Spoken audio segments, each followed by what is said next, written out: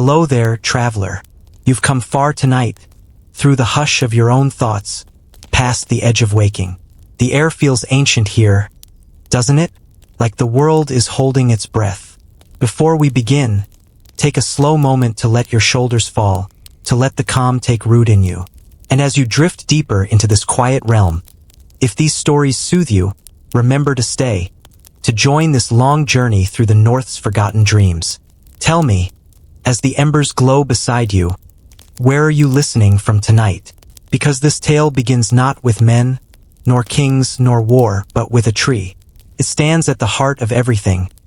Yggdrasil, the great ash, the pillar of existence. Its crown touches the stars, its roots sink into worlds unseen, and its bark hums with the pulse of all life.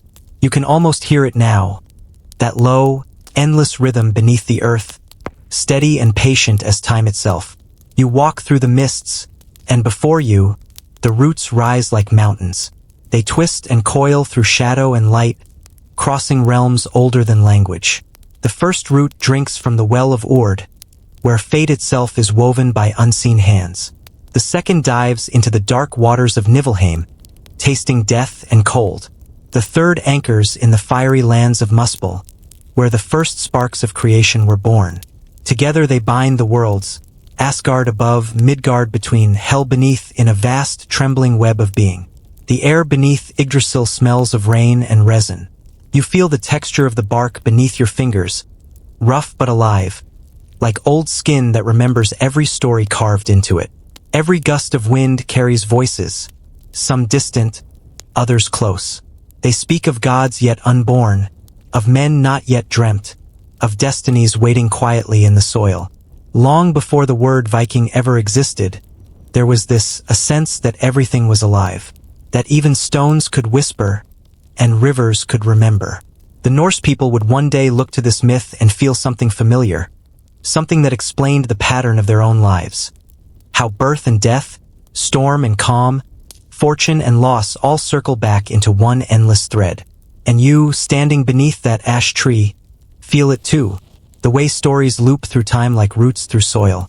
In the beginning, there was only Ginnungagap, the yawning void. No light, no warmth, no shape. Just the breath before the first word. To the north of that emptiness lay Niflheim, a realm of frost and mist. To the south burned Muspelheim, land of flame. For uncounted ages, these two opposites gazed across the gap, until one day, warmth met cold, and in that meeting life awoke. From the melting ice rose Ymir, the first being vast as the horizon. From him would come all giants, the oldest forces of nature, raw, untamed, eternal. But it was from his destruction that new worlds would bloom. When the gods Odin, Vili, and Ve rose against him, they shaped his remains into creation itself. Flesh became earth, blood became sea, bones became mountains, and his skull became the sky. And from that great sacrifice Yggdrasil took root. It grew where creation's echo was strongest, its branches cradling the newborn sun and moon. Upon its boughs perched an eagle who watched the worlds, and at its roots coiled Nidhogg, the serpent who gnawed at the wood of life itself. Between them scurried a squirrel, Ratatosk, carrying messages of insult and mischief between sky and underworld. To the Norse mind, this was no mere story. It was truth shaped in metaphor. They saw Yggdrasil not only in the heavens, but in their own world, in the birch forests that creaked in winter, in the smoke rising from longhouse hearths, in the way all things depended on one another. When the wind moved through pine and oak, they heard the voice of the world tree sighing. You listen too. The breeze feels alive now, the sound of branches like an ancient hymn. Somewhere, a drop of water falls into the well of Ord, sending ripples through fate itself. The Norns sit by the well, three figures, quiet and solemn. They draw water each dawn to nourish Yggdrasil's roots, preserving life's balance for another day. Their names drift through the fog.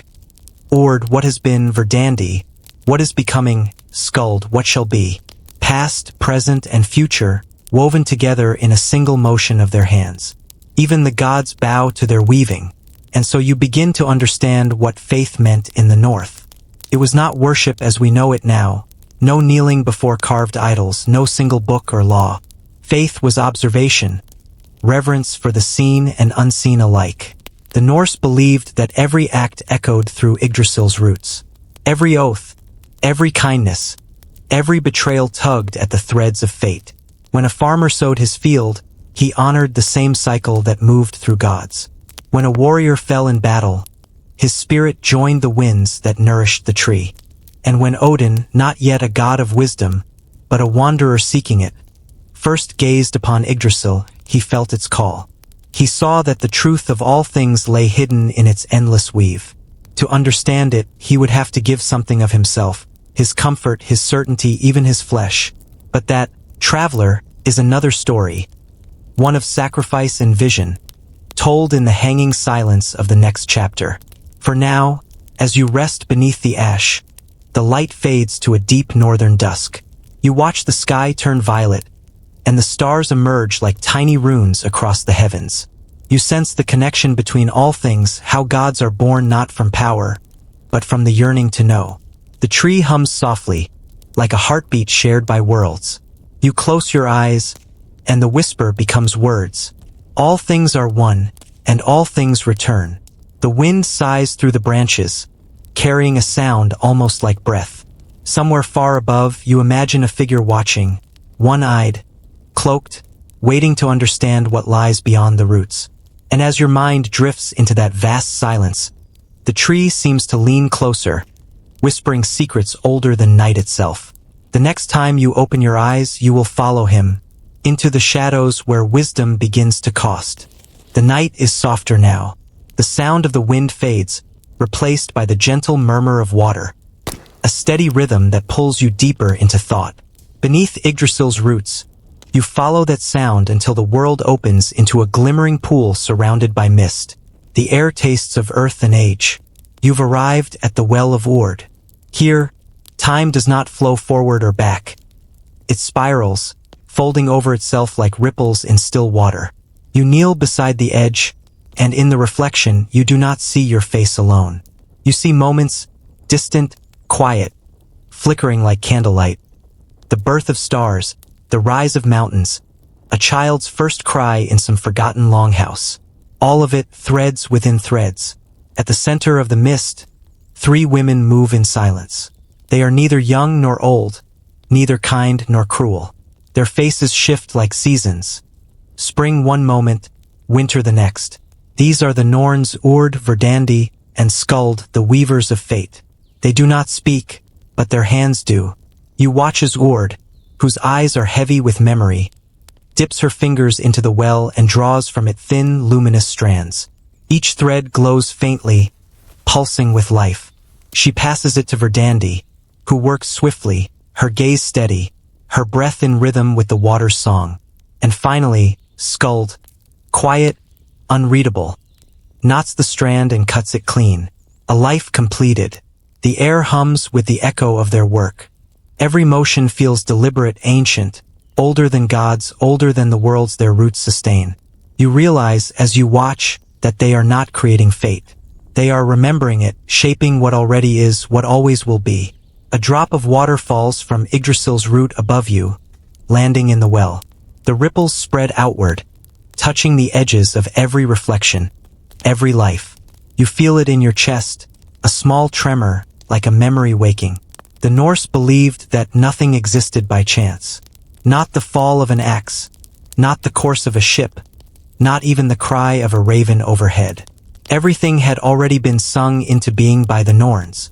Their weaving was the balance of the cosmos, a pattern so vast that even Odin, the Allfather, could only glimpse its edges. And yet he tried. There is a story whispered through the ages, that Odin once knelt here, just as you do now.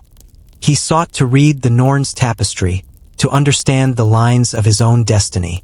But when he peered too closely, he saw only endless motion, threads twisting, crossing, vanishing into mist.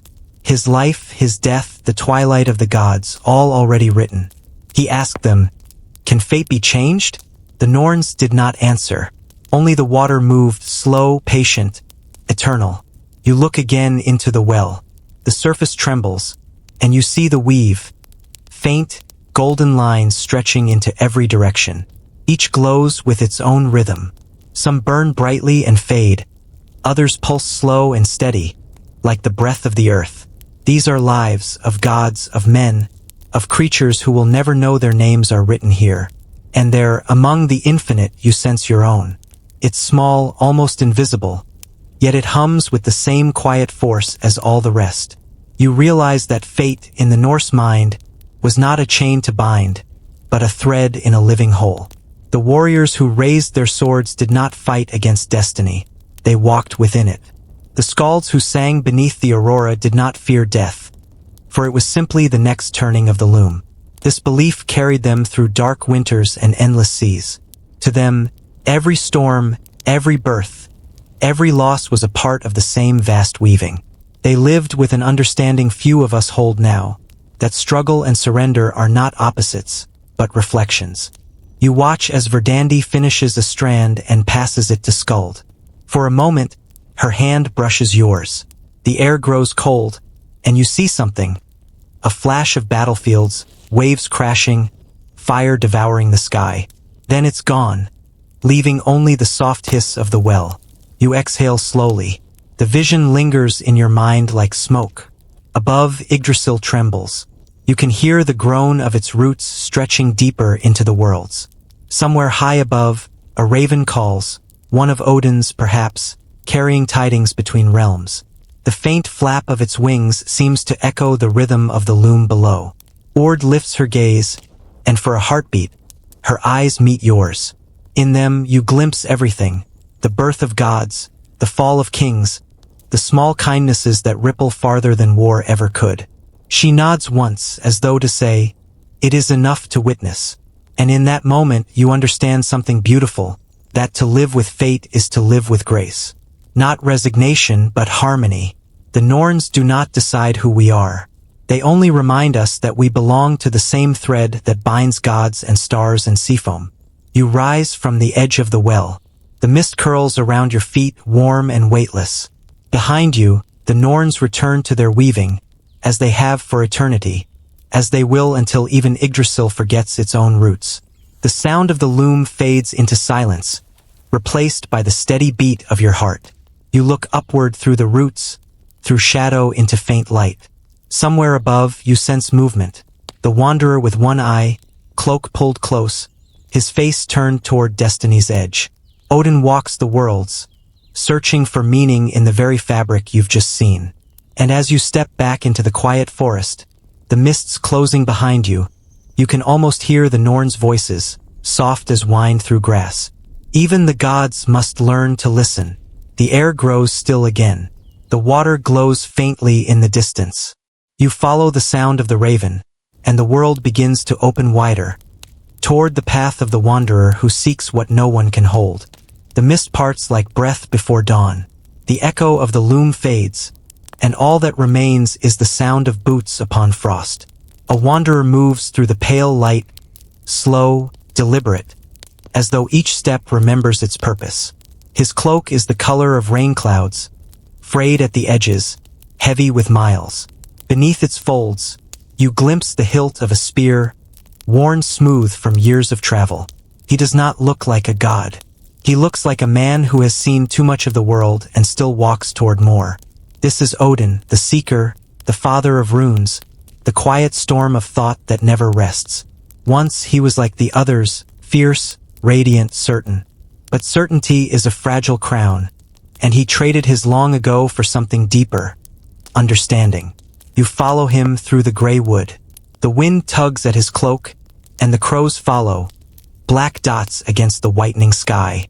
Somewhere behind his one good eye, a fire flickers. It is not rage, nor grief, but something far older: hunger. The hunger to know why. He moves like the world itself bends to his pace. You hear his steps on stone and root, the steady rhythm of a man who walks between moments. He does not hurry. He listens. Every gust of wind carries meaning to him. The sigh of branches, the crack of ice, the distant call of wolves. The north speaks, and Odin listens as though the words were runes scattered through the air.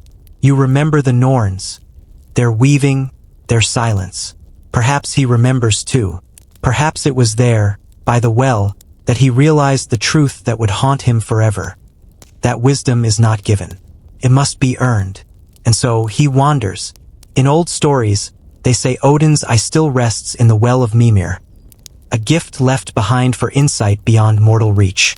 But tonight, in the hush of this journey, you see the truth behind the tale. His missing eye is not a wound. It is a window. He gave half his sight to see the whole. He arrives at a clearing. The air is sharp and clean, the kind that bites gently at the skin. The ground is strewn with pine needles, glistening with frost. At the center stands a pool so still it mirrors the clouds above. The surface shivers as the wanderer kneels beside it. Across the water stands Mimir, guardian of wisdom, a figure neither alive nor dead. His face is calm, carved by the ages, eyes like dim embers beneath snow. You seek knowledge, Mimir says, though his mouth does not move. The words reach you like thought itself. Odin nods. I seek understanding. I seek to know what even gods forget. There is a price, says Mimir. There always is. The silence stretches long enough for you to hear your own heartbeat. Odin reaches into his cloak and draws his spear, Gungnir. Its tip gleams faintly. Without hesitation, he takes it in his hand and turns it upon himself. Steady, certain.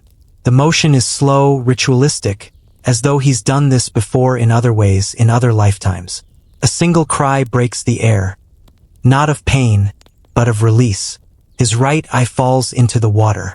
Ripples bloom outward, reaching toward the farthest edges of the world. Mimir leans close. His expression softens, almost mournful. Now you will see what cannot be seen. The water darkens, and Odin's reflection changes. You see visions unfurl like smoke. The birth of stars, the clash of gods, men building and destroying with equal passion. You see love, betrayal, sacrifice, and silence. You see endings and beginnings that look the same. Odin closes his remaining eye. For a moment, the air itself seems to hold him, suspended between knowing and being. When he stands again, he is not the same. The world feels heavier around him, as though every sound carries weight. The crows circle lower now, whispering his name. Hugin and Munin, thought and memory, his eternal companions. They will carry what he learns to all corners of the world, though even they cannot hold it all. You follow him once more as he leaves the clearing. His stride is slower now, not from pain but from awareness. He has seen what most would run from. He walks not above fate but within it, the only God who chose to lose something sacred in exchange for a truth that cannot be spoken. The Norse would one day speak of him in hushed reverence. They called him Allfather not because he ruled all things, but because he understood them. In every man's fear, in every woman's song, in every newborn's cry, he saw a reflection of himself. He knew that the divine was not distant. It was tangled in the fabric of every human act. And so, Odin became the bridge between gods and men, a wanderer who reminded them that wisdom demands sacrifice. As you walk beside him, you begin to feel it too. That quiet ache of curiosity that never fully sleeps. The world around you hums with meaning. Even the smallest motion, a leaf falling, a raven's call, feels deliberate. You sense the pattern behind it all, just beyond reach. He pauses beside an ancient oak, resting his hand upon its bark. The wind sighs through the branches, and he whispers something in Old Norse, words that sound like prayer and lament all at once. Alt vilest under auga sem misty sit lis. All rests beneath the eye that lost its light. The forest listens. You do too. You realize that his sacrifice is not only myth but metaphor, a lesson carried through centuries. That to see deeply into the nature of things, one must lose something of themselves. Comfort, certainty, the easy illusion of knowing. Odin walks again, his figure fading into fog. The crows vanish after him, their silhouettes merging with the pale dawn. You are left with the echo of his steps and the faint shimmer of the pool he left behind, a mirror that no longer reflects. You kneel beside it, watching as the last ripple fades. For a moment, you catch a glimpse of your own reflection where his once was. one eye closed, one open. You understand just a little the burden he carries. The path ahead feels endless, but calm. You rise, and the forest greets you with silence. Somewhere above, the branches of Yggdrasil creak, carrying the sound of destiny through the air. The same wind that moved through Odin's hair now brushes against your cheek. You close your eyes and breathe. Wisdom, you realize, is not a treasure found. It is a wound tended slowly, through time and humility. The mist begins to thicken once more, curling around your feet like fog at sea. The air carries a new scent, salt, wind, and distance. You hear, faintly, the roar of waves in the dark, calling from beyond the trees. The wanderer's journey continues, but now the horizon changes. The sound of the ocean grows louder, deeper, endless. The gods will learn to sail soon, and you, traveler, will learn how the sea remembers every step they take. The wind rises again. It moves through the branches of Yggdrasil with a voice like memory. Ancient, trembling, full of sorrow and truth. You open your eyes and find yourself standing in twilight. The air is heavy with mist, and somewhere above, the faint cry of ravens drifts through the cold. Odin stands beneath the world tree once more. His cloak is torn, his face pale as the moonlight that spills through the roots. The spear Gungnir rests in his hand, its edge glinting faintly with frost. His single eye burns with resolve.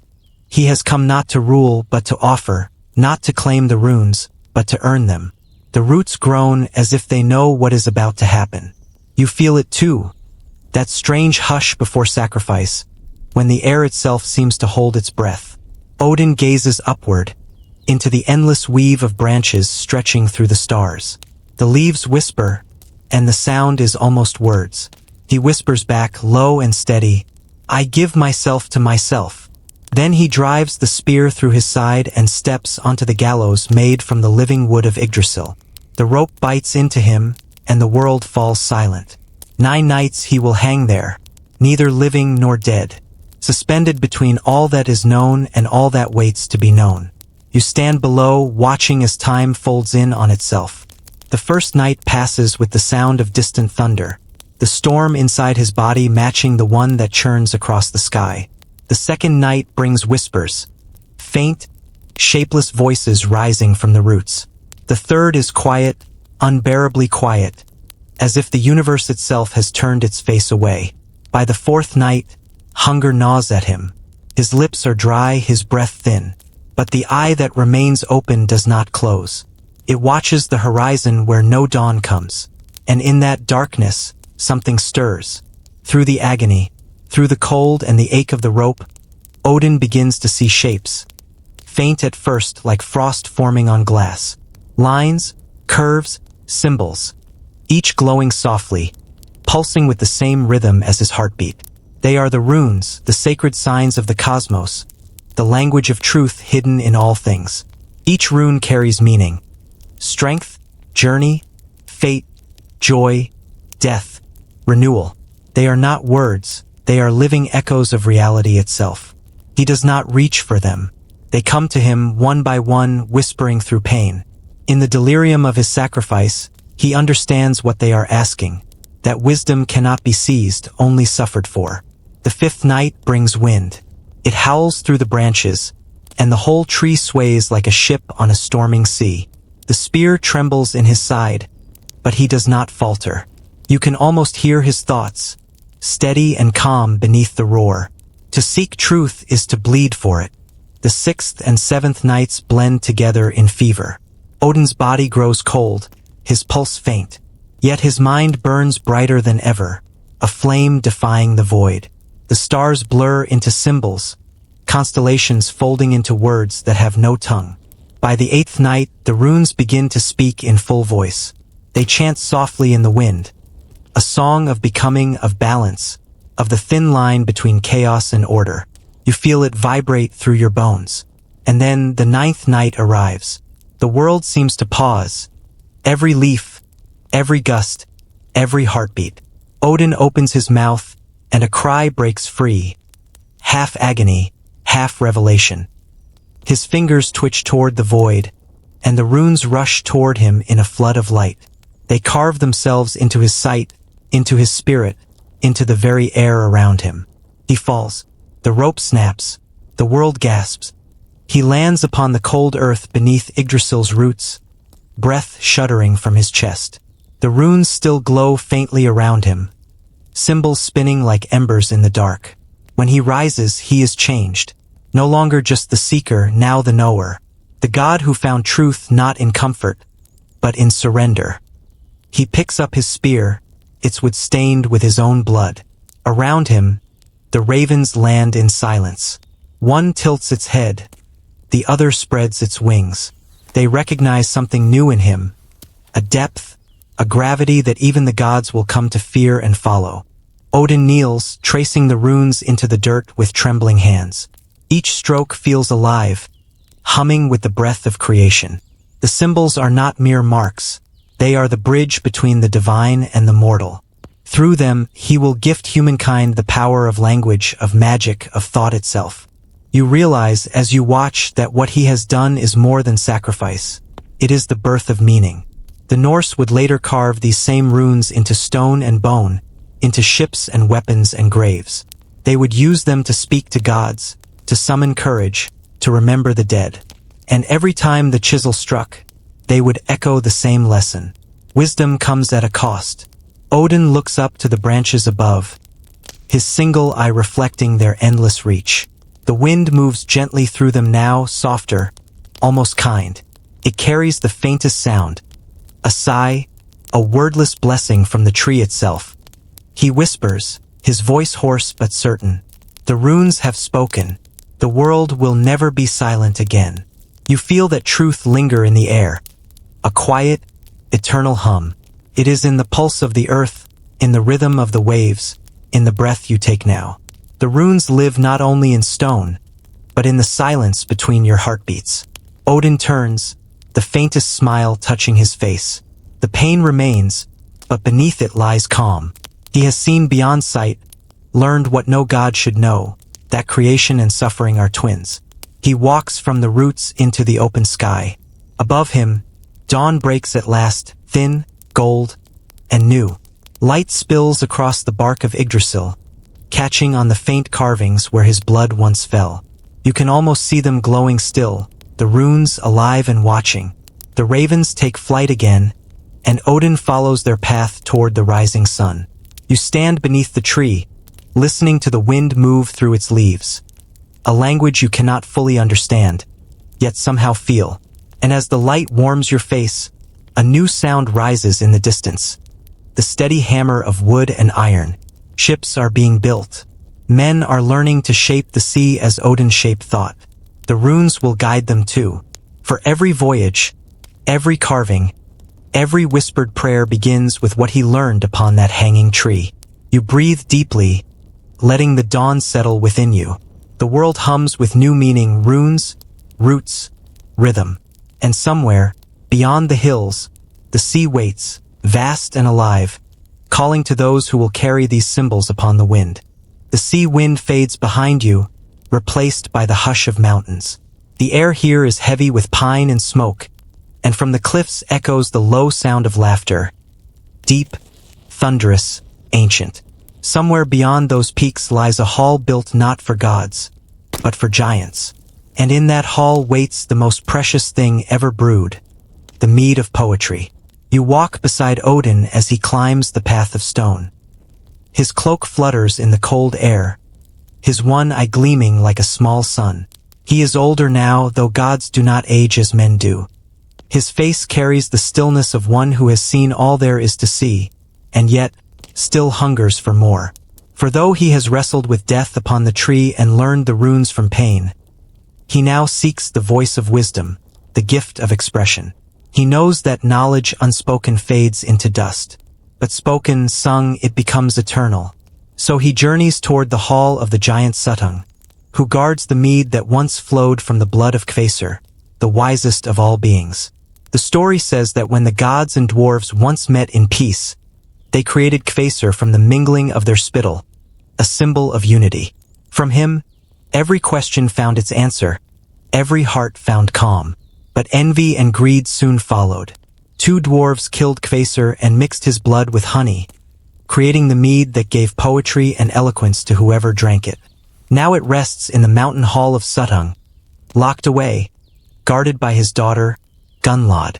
Odin stands at the edge of that world, the border between thunder and thought. Before him rises a great wall of stone, sheer and cold. He does not knock. He changes.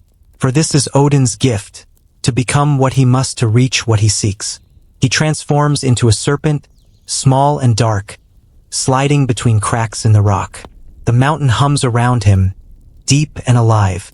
He feels every pulse of the earth, every hidden heartbeat. Down, down he goes, through the dark roots of the world, until at last he finds the chamber. It is lit by firelight and filled with the scent of honey.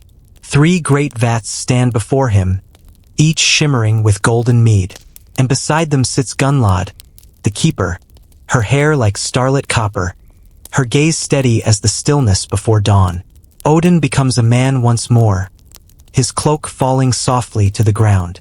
He bows. "I have come far for a taste," he says. Her voice is quiet but sure. "This drink is not for mortals, nor for gods who would steal what must be earned." Odin smiles, the kind of smile that hides sorrow behind wisdom. "Then let me earn it." For 3 nights he stays with her, not through trickery, but through tenderness. They speak of the world's beginnings, of the first fires and the cold that still dreams beneath the ice.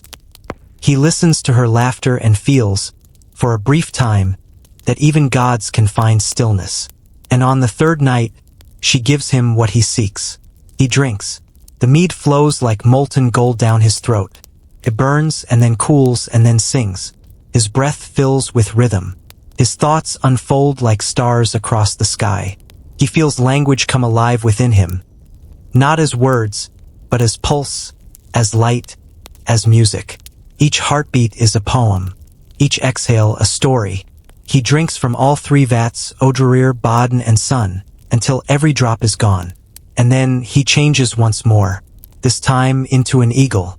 His wings burst wide, feathers catching the glow of firelight. Gunnlod watches as he rises toward the mountain's peak. He does not look back.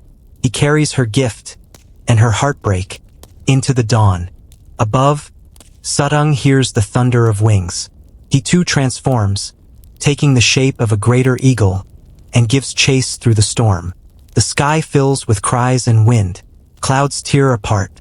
You look up and see them. 2 vast shapes moving through lightning, feathers scattering like sparks. The mead sloshes within Odin, each drop sacred, each drop heavy with power. Below, the gods wait at the walls of Asgard. They have prepared great vats to catch whatever falls. And just as Suttung's shadow nearly overtakes him, Odin dives. The mead spills from his beak, pouring like golden rain into the waiting vessels. But not all of it. Some drops fall to Midgard, to men and women who will never know the taste of the gods' brew. Yet in their dreams, they wake with words that move like fire, with songs that sound like memory. Those drops become the poets, the skalds, those who speak what the soul cannot hold. Odin lands at last upon the high walls of Asgard, his feathers burning with light. He shifts once more into his true form, exhausted but radiant. The other gods approach in awe, for his eyes now shine with both joy and sadness, the mark of one who has held beauty too great to keep. He lifts a cup of the mead and drinks again. Then, raising it to the heavens, he lets the first true poem fall from his lips. From silence I came, through suffering I learned. By word, I am reborn. The air trembles with it. The ravens cry in answer. And somewhere, far away, the wind carries that rhythm across the seas, into the hearts of all who will one day sing beneath northern skies. You close your eyes. You can almost hear it still, the pulse of poetry, the echo of his breath turning thought into sound. Odin smiles faintly. He has found what he sought, not just wisdom but the power to share it. Through him, stories will live forever, shaping worlds unseen. But even in that triumph, a whisper lingers in the air, the reminder that words, once loosed, take on lives of their own. You open your eyes again. The light has changed, softer now, golden like the mead itself. The air smells faintly of honey and ash. And in the far distance, thunder rolls over the mountains, like applause from the gods themselves. The era of song has begun. The halls of Valhalla will echo with it. And from those songs will come new tales, of riders in the storm, of women who soar through battle skies, of fate's quiet hand upon every blade. For now, let your breath slow. Let the sound fade into silence once more. The ravens return to the horizon. The wind carries their flight northward, toward gathering clouds and the faint, rhythmic beat of wings that no man can see. The air has changed again. The sweetness of the mead fades, replaced by the scent of rain and iron. The horizon darkens. Above, clouds churn like beasts, their bellies glowing with firelight. A storm is gathering, not of nature, but of destiny. You stand upon a cliff overlooking the wide northern plain. Below, a battle rages. Swords flash, shields splinter. Voices cry out in both fury and faith. It is chaos and devotion intertwined, for to the Norse, every fight was a prayer, a calling to the gods. But above that storm of men, there is another storm, one made of wings. The sky opens, and through it pour the Valkyries, daughters of Odin, riders of the wind, draped in the shimmer of lightning. They move not as mortals do. They move like music. The world slows around them, as though even time must hold its breath. Their spears catch the light, glinting silver as they sweep low over the field. Wherever they pass, men fall, not from terror, but from fate fulfilled. You hear it in the air. The sound of their wings, soft yet immense, like the sigh of the world itself. They are the choosers of the slain. Each Valkyrie carries a purpose older than war, to find those whose courage has reached its end, whose thread upon the loom has been woven to its last breath. They do not kill, they choose, and their choosing is mercy. From your place upon the cliff, you can see one now. A single rider, her hair like pale flame, her eyes reflecting both sorrow and strength. She guides her horse through the smoke and carnage with calm precision, untouched by fear. In her gaze, you see eternity. When she dismounts, the battle seems to bend around her, sound fading as though the world itself steps aside. A fallen warrior lies before her, his sword still in hand, his breath shallow but steady. She kneels beside him. "You fought well," she whispers, though no one but he can hear. "Now come. Your story continues." She touches his chest, and light spills from his wound. Not the harsh light of fire, but the soft glow of dawn over snow. The warrior exhales one final time, and as he does, a faint shimmer rises from his body, a shape made of mist and memory. He opens his eyes again, but now they see differently. His pain is gone. His heart beats with calm. Around him, the other Valkyries gather, their armor whispering like rain on water. They lift him, weightless, and rise together into the storm. You watch as they ascend, fading into clouds streaked with gold. And for a moment, the battle below seems smaller, quieter, like the heartbeat of a single living thing. This was how the Norse saw death, not an ending but a passage. To die bravely was not to lose, but to be chosen. The Valkyries did not mourn. They guided. Their wings bridged the chasm between Midgard and Valhalla. You close your eyes, and in the thunder you can almost hear their song. It is a melody without words, a lullaby for the dying, sung with both tenderness and power. It carries the echo of the sea, the rustle of pine forests, the steady rhythm of oars striking water. The song tells of the halls beyond, of Odin's golden mead hall, where warriors feast each night and fight each day in practice for the final battle to come. It tells of laughter without pain, of friendship that outlives flesh, tells of rest. And yet, within that peace, there is something else, the faint trace of sorrow. For even the Valkyries know that all they bring to Valhalla will one day rise again for Ragnarok, to fight and fall once more. Their duty is endless, and so too is their grace. You feel the storm break around you. Rain lashes your face, cold but cleansing. Lightning flickers above, illuminating figures riding through the clouds, white horses galloping on air, their manes streaming like ribbons of light. Odin watches from afar, from the high seat of Hlidskjalf, his single eye tracking every soul they lift. He knows each name, each story. He does not weep, for he understands that courage and loss are bound by the same thread. The Valkyries are his promise kept, that no act of valor ever disappears into silence. You imagine how the people of the north must have looked to the skies after battle, seeing the shimmer of clouds and believing that angels of storm were passing by. And perhaps they were right, for in every generation the Valkyries remain, not only in myth but in memory. Their essence lives wherever sacrifice meets purpose. In the mother who guards her child through winter's hunger. In the sailor who faces the storm knowing he may not return. In every act of courage that outlives fear. You open your eyes again, and the plain is quiet. The rain has washed the blood away, leaving only the smell of wet earth and iron. Crows pick through what remains, but even they seem subdued. The storm moves northward, its thunder softening into the distance.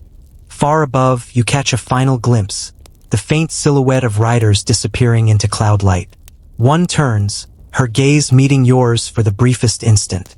There is no judgment in it, only understanding, as if she sees not your life, but your thread upon the loom. You bow your head without knowing why. The air hums with a still, electric calm. The rain slows, becoming mist. It is said that the Valkyries carry with them not only warriors, but words, the unspoken prayers of those who watch them pass. Perhaps that is why, long after they vanish, the wind continues to sing through the valleys like distant voices. You listen. The song has changed. It is no longer the hymn of battle, but something softer, a hymn of remembrance. In the distance, the plains begin to shimmer with morning light. Smoke drifts upward from burned wood, curling like incense to the heavens. Somewhere beyond, in the golden hall, a new voice joins the laughter. Another soul arrived, another tale complete. You take a breath. The storm is gone. The world feels washed clean. And yet, there is motion still. The ravens have returned, circling above the quiet field, their cries cutting through the stillness. Odin is watching again, his thoughts turning not to war, but to what lies beyond it, to the place where his chosen rest, and what awaits those who are not chosen. Your gaze follows the fading storm northward, toward a softer light that glows behind the horizon. A meadow untouched by battle, where another kind of peace awaits. Half the fallen go not to Valhalla, but to a different hall, one ruled by Freya, goddess of love, of life, of quiet endings. The wind carries her name like a sigh, and as you begin to follow its sound, the rain slows to a whisper, and the world feels gentle once more. The storm fades into silence. The clouds break apart, and light begins to spill over the northern sky, soft at first, like milk poured into water, then slowly warming into gold. You walk across a field washed clean by rain, your footsteps sinking into moss and earth still damp with the memory of war. The air smells of pine and smoke. The ravens have gone. In their place, a calm settles, deep, ancient, welcoming. Somewhere ahead, you hear the faint ring of laughter, the clang of weapons not in battle but in play. And then, the horizon opens. Before you stands Valhalla. It rises vast and shimmering, its roof tiled with shields that catch the light like mirrors of the sun. Spearheads line its eaves. Banners of crimson and gold ripple in the high wind. The walls are woven from beams so wide they could only have come from Yggdrasil's branches themselves. And in every stone and splinter, you sense purpose. A design not for peace, but for readiness. You step through its great doors, and warmth envelopes you. The air is thick with the scent of roasted meat, fire, and mead sweet and sharp, like the essence of life distilled. Long tables stretch across the hall, each filled with warriors laughing, singing, and striking their cups together. They wear no crowns, no marks of kingship. They are all equal here, every soul bound by the same fate and the same honor. Above them, light pours through high windows like liquid amber. The floor vibrates faintly beneath your feet, not from footsteps, but from energy itself. You realize it's the rhythm of their joy, a song sung not with instruments, but with being. At the far end of the hall, Odin sits upon his throne. He is silent, but his presence fills the air like thunder that never strikes. His single eye moves slowly across the room, not in judgment, but in memory. Every warrior here he has watched live and die. Every story he has carried in his heart. To his left sits the boar Saramnir, roasted and reborn each day, its flesh endless as time. To his right, the goat Ern, who feeds from the leaves of the world tree and fills their cups with mead that never runs dry. You stand at the threshold and watch as a group rises to spar in the center of the hall. Their laughter echoes through the rafters as they strike and fall and rise again. Their wounds vanish before they touch the ground. For in Valhalla, pain has purpose but not permanence. Each day they fight not to conquer, but to remember what they were. And each evening they feast, not to indulge, but to celebrate that they endure. To live forever here is not idleness. It is preparation. For one day they know the horn will sound. Heimdall will blow it from the edge of the world, and its echo will awaken every soul in Valhalla. They will rise not as shades, but as flame and thunder, an army to stand beside Odin in the final battle at Ragnarok. Until that day they wait, not in despair, but in gratitude. You move deeper into the hall, the firelight painting your face in shades of bronze and gold. The sound of voices is endless, yet somehow soothing, a rhythm like the sea, full of motion yet balanced. You hear songs in old tongues, songs of journeys, of loves lost and found, of ships swallowed by storms but remembered in song. One warrior gestures for you to sit. His beard is red as autumn leaves, his eyes kind. You sit beside him, and he offers you a horn of mead. It tastes warm and alive, a sweetness that feels like memory itself. He laughs. "You're quiet," he says, "though you've spoken nothing. The quiet ones always have the most to remember." You smile faintly. He nods, then raises his cup. Around you, the others join him in a single voice. To the fallen, and to the yet to fall. The sound is deep, reverent, joyful. You feel it in your chest. As the night deepens, the songs soften. The fire burns low, its glow reflected in the shields above. Some of the warriors begin to doze at their tables, heads resting on folded arms. Others sit in silence, staring into the flames, lost in thought. Odin rises from his seat. His voice carries through the hall like wind through mountains. "Rest now, my chosen," he says. "Your time will come again. The world still spins, and its threads tighten. When I call, you will know." The room bows in silent respect. Even in immortality, his word is law. He turns his gaze toward you. For a heartbeat, it feels as though he truly sees you, not your body, but the thread that binds you to the world of the living. There is no command in his look, only knowing. He nods once, a gesture of recognition between wanderers. And then he speaks again, his tone soft as falling snow. "Even in peace, remember why you fight." The words settle in your mind like embers, faintly glowing. Around you, the hall grows quiet. You watch as the light from the hearth flickers across hundreds of faces. Men and women who died long ago, yet seem utterly alive. You realize that Valhalla is not a heaven of ease, but a reflection of life at its purest, struggle transformed into meaning, courage preserved beyond time. The Norse never feared death because they believed it was never the end. It was simply the next chapter in a story too vast for one lifetime. The fire crackles. The air hums. You close your eyes and listen to the laughter fading into distant echoes. Somewhere far above the roof of shields, the storm still brews, the slow gathering of fate. The warriors do not yet hear it, but Odin does. And though his hall is full of song, his heart feels the weight of what is to come. You step back toward the great doors. There would warm beneath your hands. Outside, the night is clear. Stars shimmer like runes across the sky, each one a soul, each one a promise. The northern lights dance softly on the horizon, and for a moment, they resemble the wings of Valkyries still riding through the heavens. You breathe the cold air, and it fills you with something indescribable. Not sadness, not joy, but a strange peace that feels like understanding. And then, carried on the same wind, you sense another realm calling. Place gentler than Valhalla, a meadow beyond war, where half the fallen rest not in the sound of battle, but in the stillness of morning. Folkvanger. It is Freya's domain, a hall of soft light and unspoken songs. You turn toward that quiet glow on the horizon, where peace hums like the last note of a lullaby.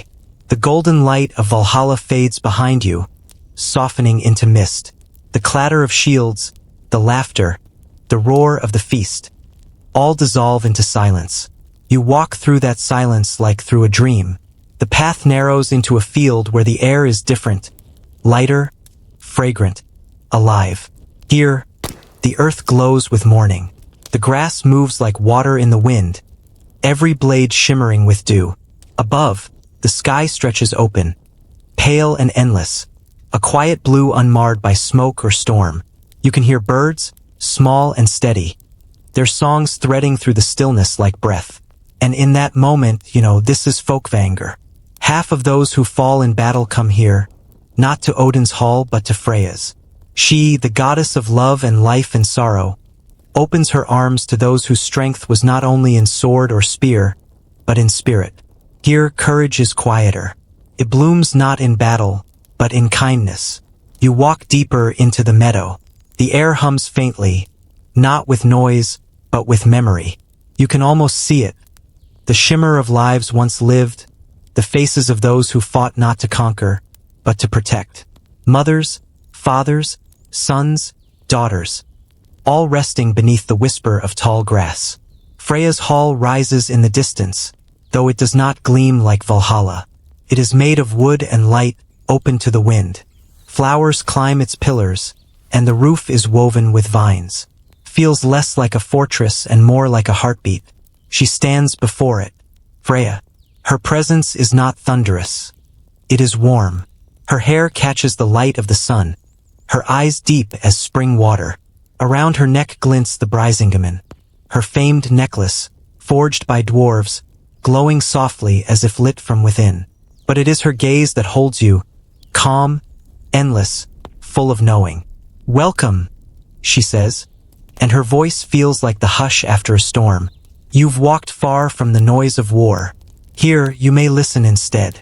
Her hand gestures toward the fields around you. At first, you think them empty, but then you see movement, gentle, slow. Men and women tending to flowers, mending nets, building small fires. Some sing softly to one another. Others sit by streams, carving runes into smooth stones. They are the fallen, yet they do not look like the dead. They move with purpose, peace, and something even rarer, contentment. These are mine, Freya says, her voice low. Those whose courage took another form. The ones who knew the world needs more than warriors. It needs those who heal, those who nurture, those who remember. You nod. The truth of it feels like sunlight in your chest. She walks beside you, her steps soundless in the grass. Valhalla is the storm, she says. Folkvanger is the calm that follows. Both are needed, as day needs night. But few understand that peace, too, is a choice made every morning. You look around. A woman kneels beside a small pool, washing blood from a child's tunic, though there is no wound and no child remains. She hums an old song, one that feels older than language. Nearby, a man mends a fishing net, though there are no seas in sight. When the wind moves, the threads glisten like silver waves. Each soul here has found their own way to continue living, not in battle, but in remembrance. You walk to the edge of the meadow, where the flowers grow taller. In their colors, deep red, gold, and white, you see echoes of both war and peace, blood and light. A soft wind moves through them, carrying whispers of names once shouted on battlefields. Freya kneels beside you, her hand brushing a petal. They remember, she says. But memory here is gentle. It does not burn. You turn to her. And you? Do you remember them all? She smiles faintly, the way the dawn smiles before it breaks. Everyone. Though they forget me, I do not forget them. Love never forgets. For a long while, you sit together in silence. The air grows warmer. The grass glows brighter. Somewhere far beyond, you can hear laughter again, but not the raucous kind of Valhalla. This is lighter, like wind through reeds. You realize then that this too is eternity, but of a different kind. In Valhalla, the warriors live for what comes next. Here, the souls simply are. They belong to the earth again, to the quiet cycles that never end, the bloom and fall, the rise and rest. It is said that Freya weeps for every death, her tears falling to the ground as gold. You glance down and notice that the dew upon the grass shimmers faintly like metal in sunlight. Perhaps this is what remains of her sorrow. Not grief, but beauty. You close your eyes. The wind brushes your face, carrying the scent of honey and soil. You can almost feel the pulse of the world beneath your palms. Slow, steady, alive. When you open your eyes again, Freya has turned toward her hall. The Brisingamen catches the light one last time. "Go now," she says softly. "There is still much for you to see. But remember, not all battles are fought with blades."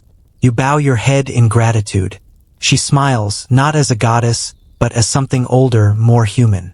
Then she walks back toward her hall, her figure fading into the sunlight until she is no longer a shape, but a warmth that lingers. You stand alone in the meadow. Around you, the air hums faintly, as if the world itself is breathing. The flowers bend gently. The streams whisper. The sky opens wide and blue. It is peaceful here, so peaceful you almost wish to stay. But far in the distance, you hear another sound.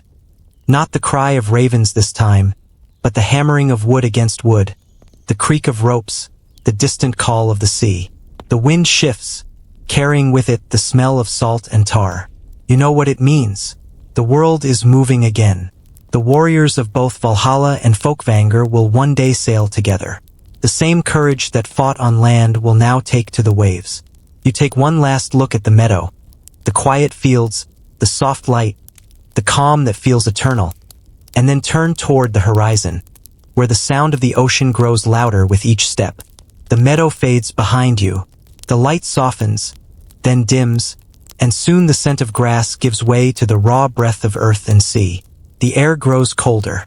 The horizon bends downward. The skies closer, the clouds heavier. You are home again, Midgard, the realm of men. It is not golden like Valhalla, nor serene like Folkvanger. It is wild, full of noise and need and wonder. Smoke curls from thatched roofs. A river runs wide through the valley, its surface rippling with the shadows of ravens overhead. The mountains are distant, but they watch like old gods, silent and patient. This is the world as it truly was, hard and beautiful, sacred and ordinary. You walk through a small village tucked between the fjords. The air smells of salt, pine, and the faint sweetness of drying fish. You can hear children laughing, the rhythmic beat of an axe splitting wood, the low murmur of prayer from an old woman tending her fire. These are the living, not immortal, but eternal in their will to continue. For the Norse, life itself was trial. Winter could kill as swiftly as a blade. The sea, though generous, could turn treacherous in a heartbeat. Yet through it all, the people endured not through miracles but through rhythm. Work became ritual. Routine became reverence. You pass a farmer kneeling in the soil, his hands calloused, his breath slow. He plants each seed with care, whispering a blessing to the land, not to a single god, but to the balance that feeds all. His prayer is not spoken aloud, yet you feel it. Let the frost wait. Let the sun return. Let us live another season. Farther down the path, a smith works beside the forge. Sparks rise like stars around him. His hammer strikes in time with his heartbeat. The glow of molten iron reflects in his eyes. A small sun he has tamed with patience and skill. His art is not for glory, but survival. Tools, hinges, nails, knives. Yet each swing of the hammer carries the same reverence as a priest's chant. The Norse did not see the sacred as separate from life. The sacred was life, its weight, its rhythm, its persistence. You pause at the shore, where longboats rest upon the gravel. Men mend nets while others sing songs of journeys past and those yet to come. Their melodies are simple but deep. They sing of longing, not conquest, of the endless pull between home and horizon. The sea, after all, is both giver and taker. Every Viking knew it as both cradle and grave. A young woman stands nearby, her hair caught in the wind. She stares at the open water with an expression that holds both pride and fear. Tomorrow her husband will sail. She will not see him for months, perhaps years. She whispers a prayer to Aegir, the sea god, not for victory or gold, but for mercy, for return. The Norse gods were many, but their purpose was one: to remind humanity that strength is not the absence of suffering, but the courage to move within it. You follow the path inland again, where the trees grow tall and thick. An old man sits beneath a birch, carving a small figurine from wood. A god, perhaps, or an ancestor. His knife moves slowly, his hands steady despite their age. When he finishes, he places the carving at the tree's root and whispers, "For luck, for tomorrow." Then he stands and walks away, leaving the figure to weather in rain and sun alike.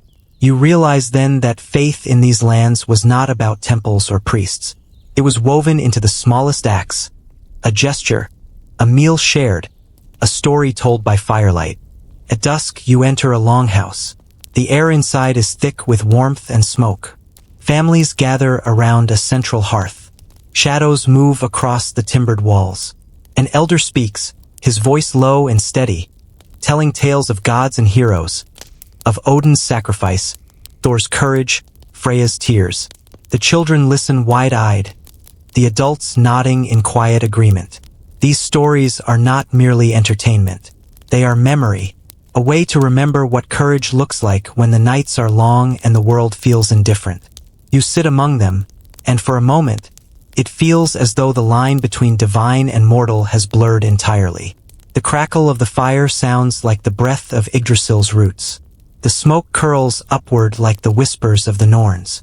Every ember feels like a rune, glowing, fleeting, alive. One of the children turns to you and asks softly, "Will the gods protect us?" You pause. The elder answers before you can speak. "The gods do not protect," he says gently. They remind. They remind us what we can endure." The fire pops. The child nods, satisfied, and rests his head upon his mother's arm. Outside, the first snow begins to fall. Each flake drifts slowly, soundlessly, like ash from the fires of creation. The villagers do not rush to close their doors. They welcome it, for they know that winter is part of the same cycle that brings spring. Even hardship has its place. As night deepens, you step outside once more. The stars shine sharp and clear, scattered like runes across the black. You can almost hear the old songs rising with the wind, songs that carry the heartbeat of those who came before. The Norse lived not in defiance of their hardships, but in partnership with them. Their trials were not curses. They were the forge from which meaning was made. Every storm survived, every meal shared, every story told was an act of quiet victory. You breathe in the cold. It fills your lungs with something ancient and steady. You realize that the greatest courage was not Odin's on the tree, nor Thor's in battle, but the daily courage of those who woke each morning to face a world that did not promise mercy, and lived with grace anyway. You turn your gaze toward the distant hills, where faint orange glows mark other villages, other fires, other lives. The sound of a distant horn drifts across the valley, not of war, but of gathering. The people are calling one another to prepare for winter's trials together. You begin to walk toward that sound, toward the faint pulse of community that has always been the North's quiet miracle. The gods are far away now, but their spirit remains, in the breath of the forge, in the hum of the loom, in the strength of hands that build and mend. As you walk, the wind rises, carrying with it the smell of the sea once more. The voices of men and women fade into the distance, replaced by the deep, unending rhythm of the waves. The ocean waits again, restless, calling to those who have learned to master it. The living, too, will answer that call, for their courage no longer belongs only to land. You lift your head toward the sound of gulls crying beyond the cliffs, and the salt air fills your lungs. The time of the sea is coming. The sea quiets again. The horizon blurs into gray. You walk inland once more, through forests heavy with fog, until the trees grow sparse and the ground becomes stone. The air hums faintly here, charged with something ancient. Every gust of wind carries whispers, voices that are not quite voices, words that sound like echoes from another age. You come upon a hill crowned by standing stones. Moss clings to their faces. Runes, half faded, catch the light of dawn. At the hill's center sits a woman cloaked in dark wool. Her hair is streaked with silver, her eyes closed, her hands resting upon her knees. The air around her trembles as though the world itself holds its breath. This is the Valva, the seeress, a prophetess, a keeper of secrets older than the gods themselves. She is neither young nor old. Her face is carved with the calm of someone who has seen all things and found neither fear nor pride in knowing them. Before her burns a small fire, its smoke rising straight into the pale sky. You approach quietly. She does not open her eyes, but she speaks your name. Not the one you use now, but the one the earth once gave you. Her voice sounds like gravel and wind, gentle yet vast. You have come to listen, she says. So listen. The fire crackles. The air thickens. Around you, the forest begins to blur, and the world folds into dream. The seeress begins to chant. Slow, low, and rhythmic, each word falling like a stone into deep water. I remember the giants, born before time began. 9 worlds I knew, 9 roots beneath the tree. Her voice seems to come from everywhere at once. From the ground, from the sky, from within your chest. You feel her words moving through you like the tide. Images bloom in your mind. The yawning void of Ginnungagap, the meeting of fire and ice, the birth of gods from chaos. She continues, her tone shifting from memory to vision. I see the weaving of fate. I see the golden age fade. I see wolves chasing the sun, and gods who tremble at dawn. The smoke from her fire swirls, forming shapes. A great wolf devouring the sun. A serpent coiling beneath the sea. The world tree shaking as lightning splits its roots. You hear the sound of horns in the distance, faint but growing. Odin appears in her vision, his face stern, his cloak whipping in the storm. He kneels before her, as he once did at the well of Mimir, asking what even his wisdom cannot reach. What do you see? He asks her. I see what you fear, she replies. I see the twilight of the gods. Her eyes open. They are pale as frost, reflecting nothing, yet seeing all. She speaks of the end to come, not in anger, but in inevitability. The gods will fall, not because they are evil or weak, but because all things, even divine things, must one day rest. She describes the signs, brothers turning against brothers, children born of monsters rising from the deep, the bonds of oaths breaking like ice in spring, the sky torn apart by fire. And yet, her voice is calm, almost tender, as though she is describing the coming of rain, not ruin. Odin listens, his face unreadable. Around him, the other gods appear, Thor with his hammer, Freya with her tears, Loki with his half-smile that hides despair. They are silent, each knowing their part is already written in the loom of the Norns. The sea will rise, the seeress murmurs. The serpent will awaken, the sky will burn, Fenrir will break his chains, and the world will tremble. Her voice softens, and you feel the air grow colder. The fire flares once, then dims.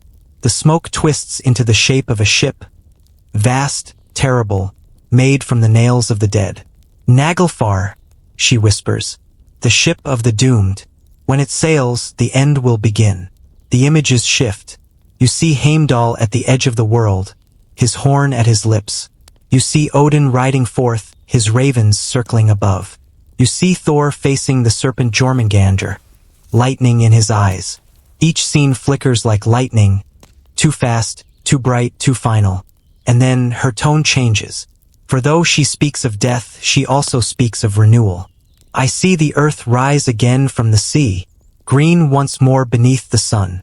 I see the sons of gods walking in the new light, and the memory of the old world, carried in the songs of men. You open your eyes. The vision fades, but its echo remains, not as fear, but as understanding. Even the end has purpose. Even the fall of gods is a kind of birth.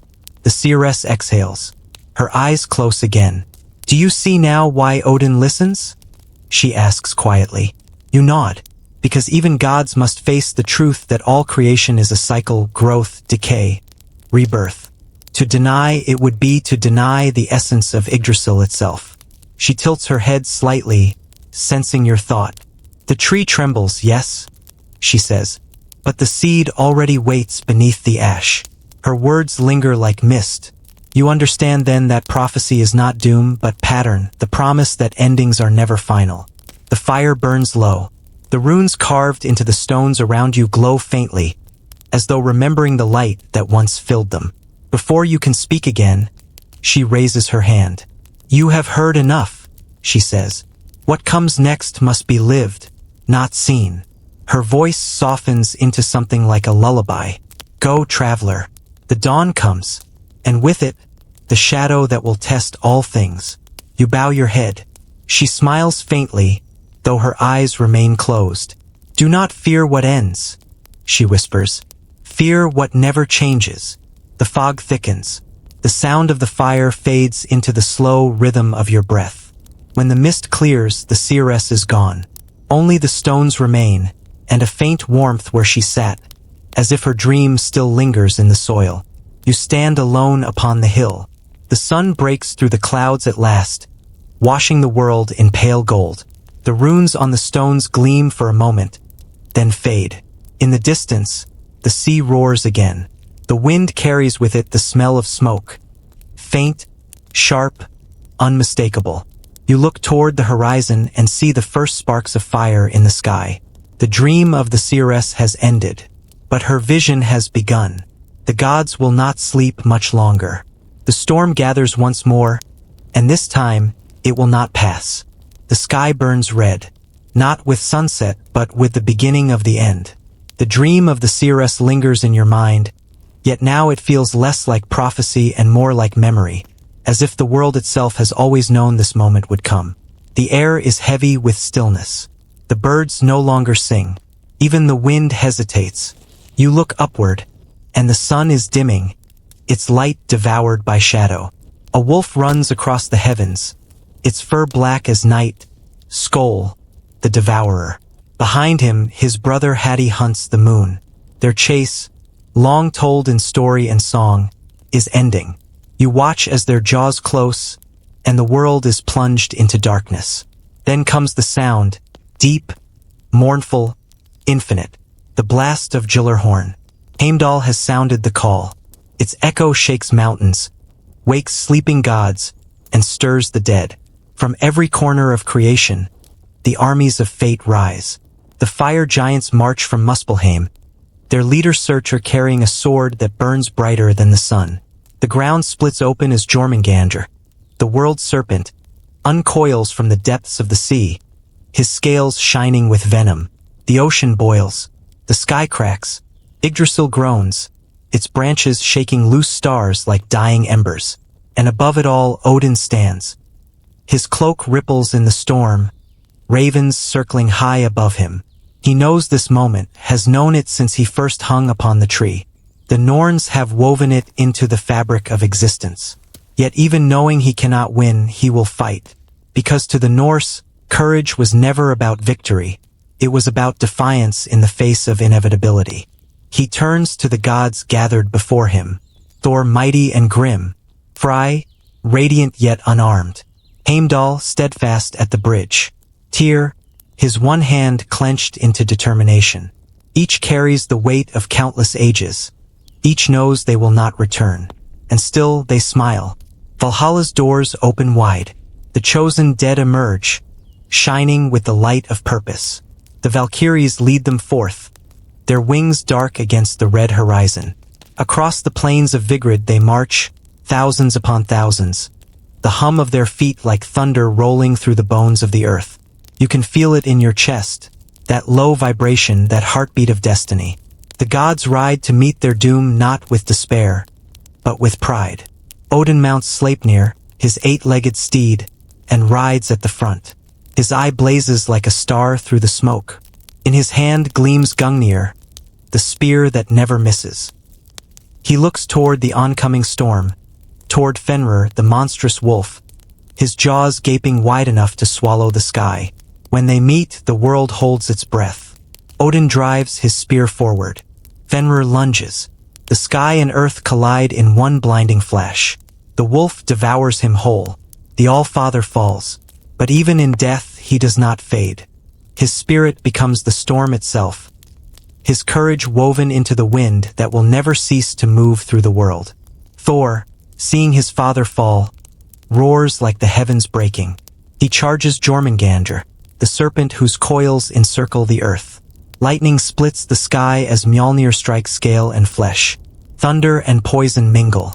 For a moment, the serpent falters, slain by the god of storms. Thor takes 9 steps, his breath ragged, his face pale. Then he too falls, the venom consuming him. His hammer lies beside him, glowing faintly in the ash. Heimdall and Loki meet upon the rainbow bridge, Bifrost, now cracked and burning. They face each other in silence. 2 brothers of the same story, bound by opposing fates. Their blades strike at once. When the light fades, both are gone. Frey meets Surtur, the fire giant, upon the plain. His sword long given away, he fights with only his hands. The fire engulfs him, yet still he stands until the end, until all that remains is the echo of his bravery. Around them, chaos reigns. The seas rise higher, swallowing whole lands. Mountains crumble, forests ignite. Yggdrasil shudders, its roots dripping sap like blood. The creatures of the old world scream as their time ends. And yet, through the roar, you hear something else. A sound deeper, older. The sound of rhythm, the pulse of cycles. This is not mere destruction. It is return. The fire that consumes the world is not punishment. It is cleansing. From the ashes, something new will grow. The seeress words return to you, faint but steady. The seed already waits beneath the ash. You close your eyes, and even amid the ruin, you can feel it. Life, small and hidden, refusing to die. The battle rages for what feels like eternity, though time itself no longer holds meaning. At last, the light of Surtur's sword flares one final time. The flames reach the sky, devouring everything. Gods, giants, oceans, mountains. The world becomes fire. Then silence. Absolute, endless silence. The fire burns itself out, leaving only smoke. The sky, once crimson, fades to black. The sea cools, the land stills. You stand amid the ashes, the air thick with the scent of renewal. Yggdrasil remains charred, but alive. Its roots still pulse faintly, like the heartbeat of a sleeping giant.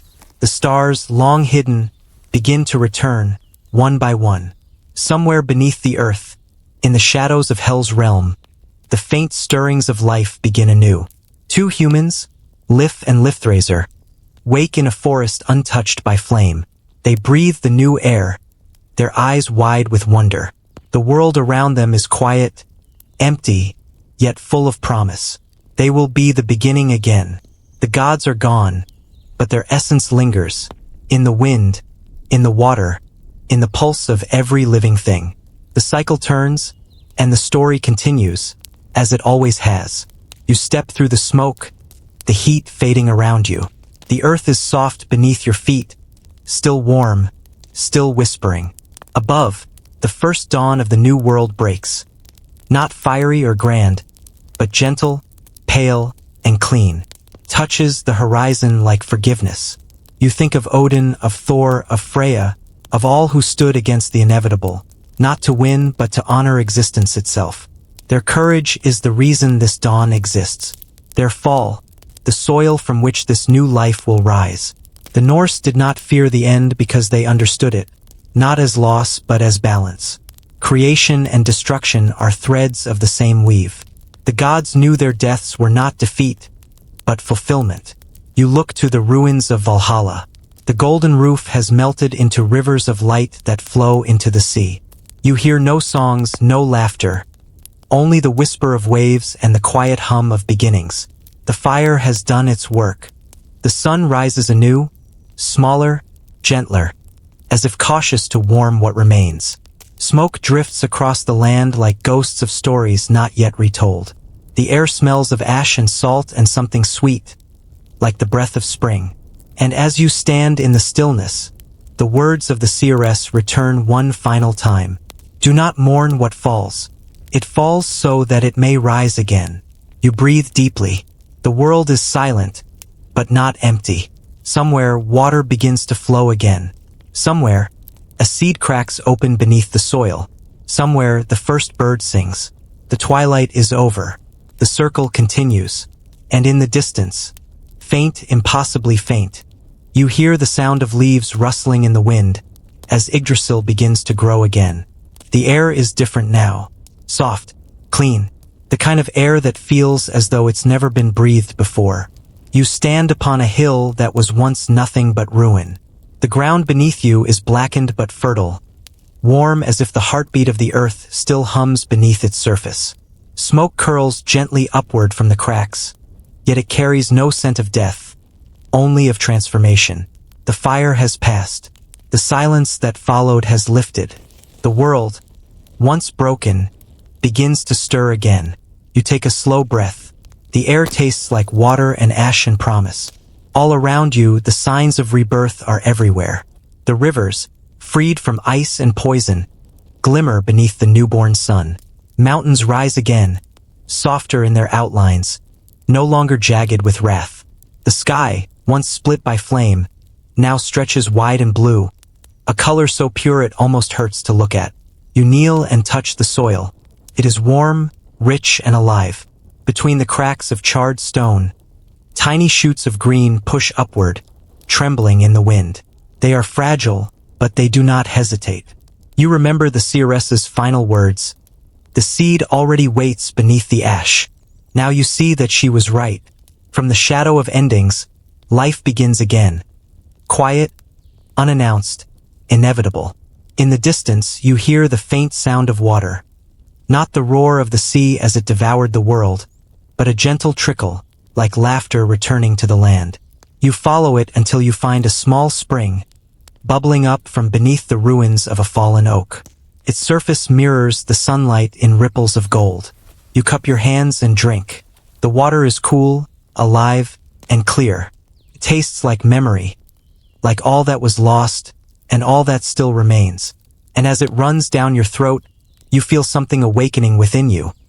A warmth, a pulse, an understanding. The world does not end. It only changes shape.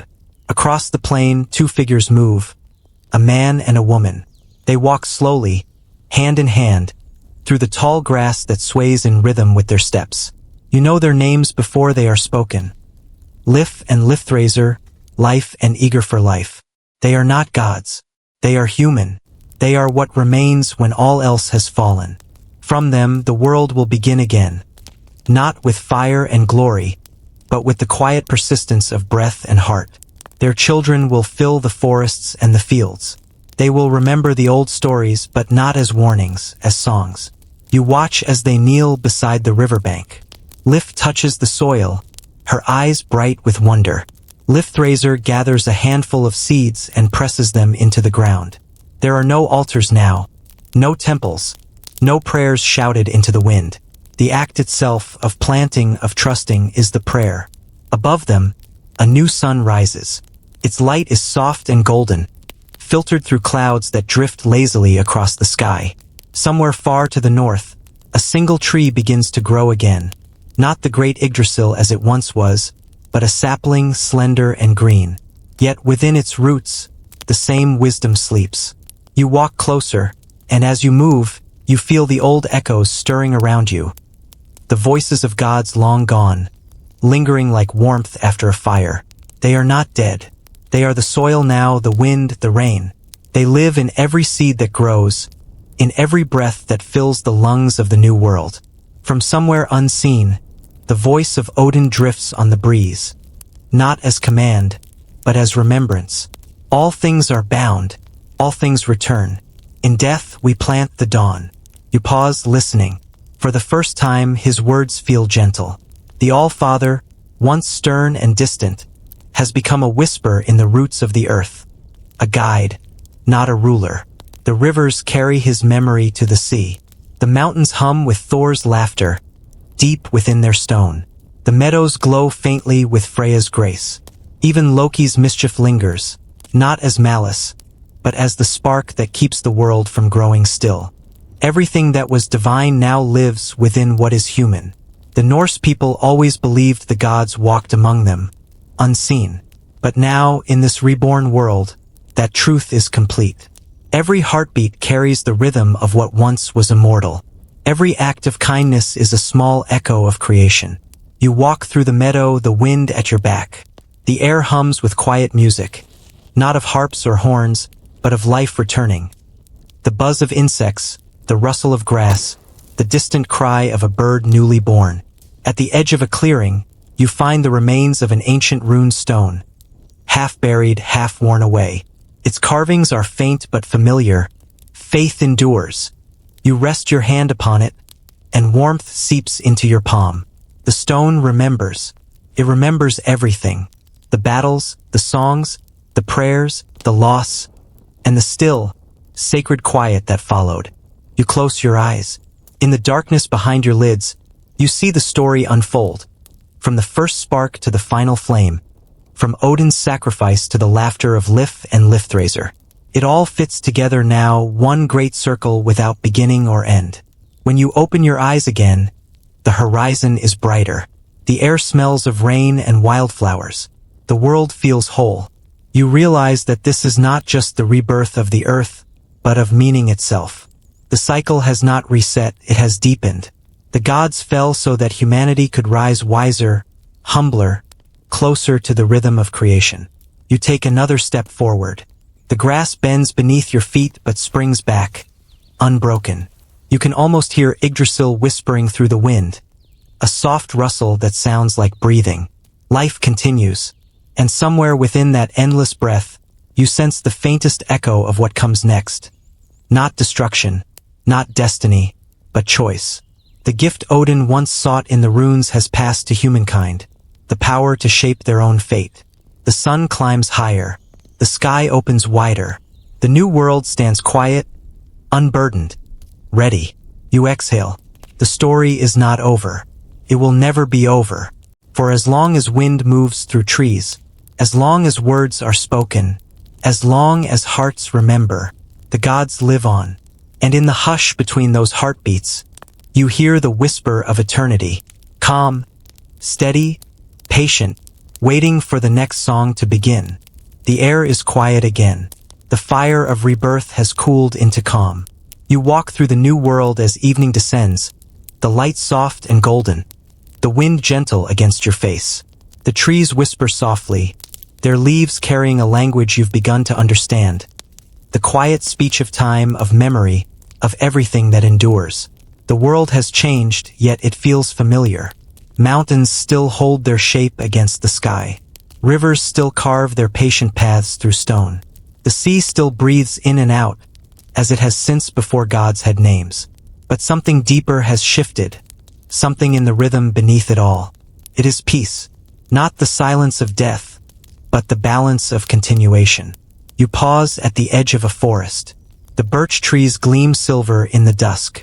Their bark, pale and scarred, catches the last light of day.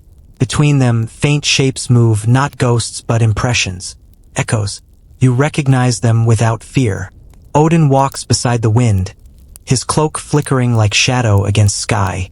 Thor's laughter rumbles faintly through distant thunder. Freya's warmth glows in the last red streaks of sunset. Even Loki lingers, his mischief reborn as curiosity in every spark, every flicker of change. They are not gone. They are here, woven into the fabric of what remains. You walk on, and as you move, you begin to see how their whispers have become part of the human world. Not in temples or idols, but in stories. The farmer who looks to the weathered sky before planting, murmuring a wish to the wind. He honors Freyr without knowing. The sailor who touches the sea and whispers, "Be kind," carries a memory of Aegir. The mother who rocks her child through the dark winter night hums a lullaby that still holds Freya's tears. Even the poet, writing by candlelight, feels Odin's breath behind every line. The myths live because they became human. They passed through fire and were reborn in us. You reach the edge of a lake, calm and wide. The sky above reflects perfectly in its still surface. Stars appearing one by one, faint and fragile, like new thoughts forming in the mind of creation. You kneel and touch the water. It ripples outward, distorting the reflection for a heartbeat before returning to stillness. That's how stories work, you realize. Each telling disturbs the surface, but the truth beneath remains unchanged.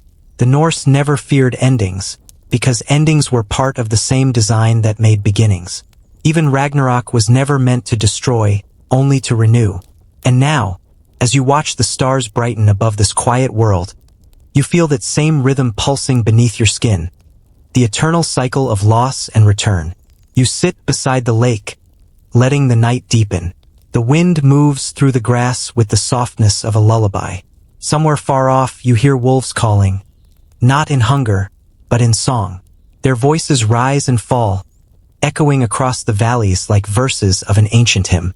You close your eyes. For a moment, you imagine you are hearing the voice of the old skalds, the poets of the north, who once sang of gods and men in longhouses lit by firelight. Their words were the bridge between mortal and divine, carrying memory through centuries of snow and silence. Now you are part of that same chain. The telling has not ended. It has simply changed tongues.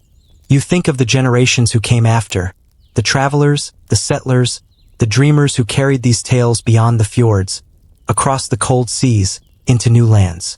The names of the gods softened, their forms shifted, but the essence endured. Courage, fate, sacrifice, love, renewal.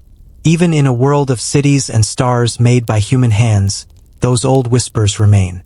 They are in the courage to stand alone, in the quiet acceptance of what must be, in the awe we still feel when thunder rolls or the northern lights flicker across the sky.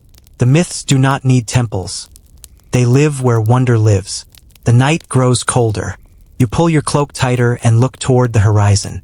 The aurora dances there, soft waves of green and violet drifting through the dark, as if the sky itself remembers the songs of the gods. The lights move like breath, slow and calm, painting the heavens with color.